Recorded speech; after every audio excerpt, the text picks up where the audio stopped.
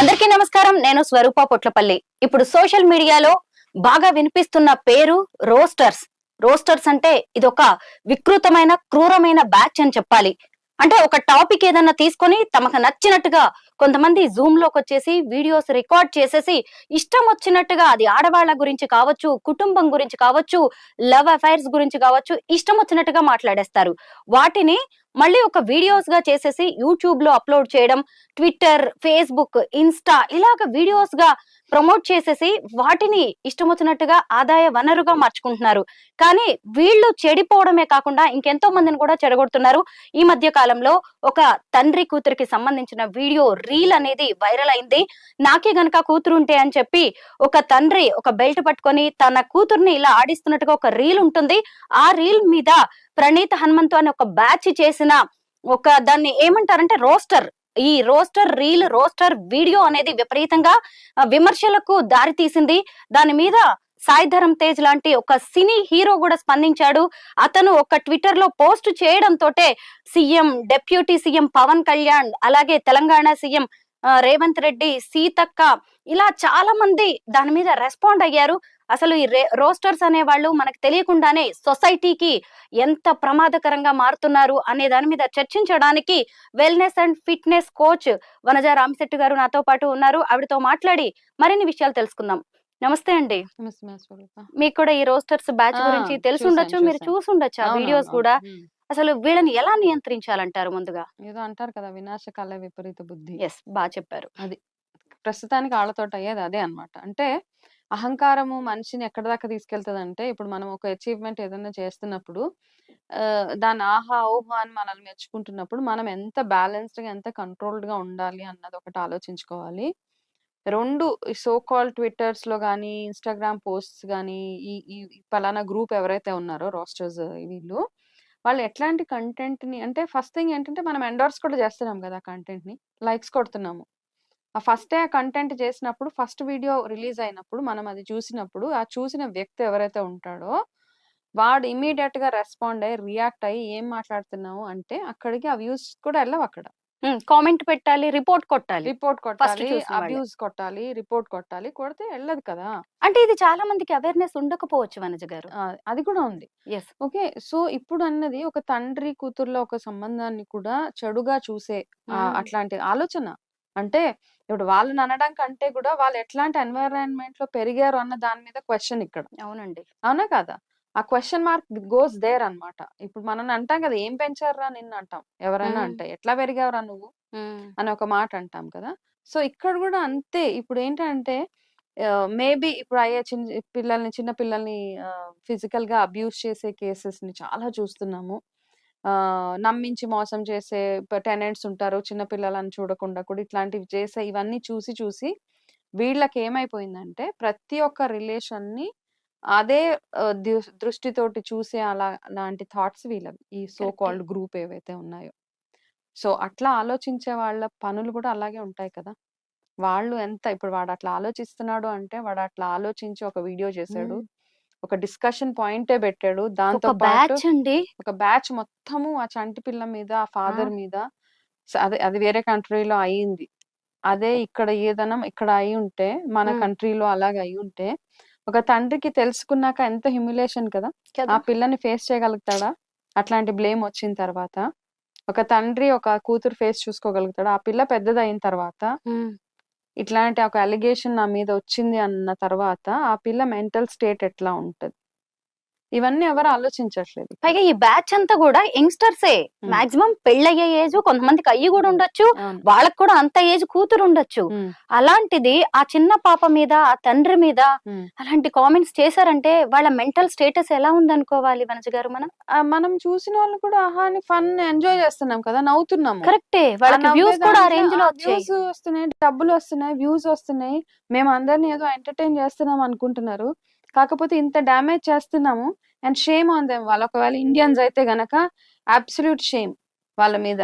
ఇట్లాంటివన్నీ ప్రమోట్ చేసి, ఇట్లాంటి డిస్కషన్స్ పెట్టి, ఇట్లాంటివి చేస్తున్నారంటే మనకి పనికొచ్చేవి మన భారతదేశంలో ఏం చెప్తాను, ఆడపిల్లని తండ్రి కూడా చెయ్యి పెట్టేవాడు కాదు ఒకప్పుడు. అవును. ఒక ఏజ్ వచ్చిన తర్వాత అమ్మాయిని దగ్గరకు కూడా తీసుకోరు. తండ్రి ఏంటి, అన్న ఏంటి అట్లాంటి కల్చర్ లో పెరిగిన మనము స్లోగా అఫ్ కోర్స్ ఆ కల్చర్ వెళ్ళిపోయింది అనుకోండి. ఫ్రెండ్స్ లా అయిపోయాము. ఫ్రెండ్స్ అంటాము, అదంటాం, ఇదంటాము. కానీ మనం అట్లాంటి మంచి ఒక సాంప్రదాయబద్ధమైన ఇవి ఇందులో పెరిగామన్నమాట. కల్చర్స్ వాటిలో పెరిగిన మనము ఇట్లాంటివి చూసినప్పుడు రక్తం ఉడికిపోవాలి ఒక్కొక్కళ్ళకి. కదండి. రక్తం ఉడికి అక్కడికక్కడే వాడిని చెప్పు తీసుకొని తన్నాలి అనిపించే అంత కోపం వచ్చింది నాకు కూడా ఆ వీడియో చూసినప్పుడు.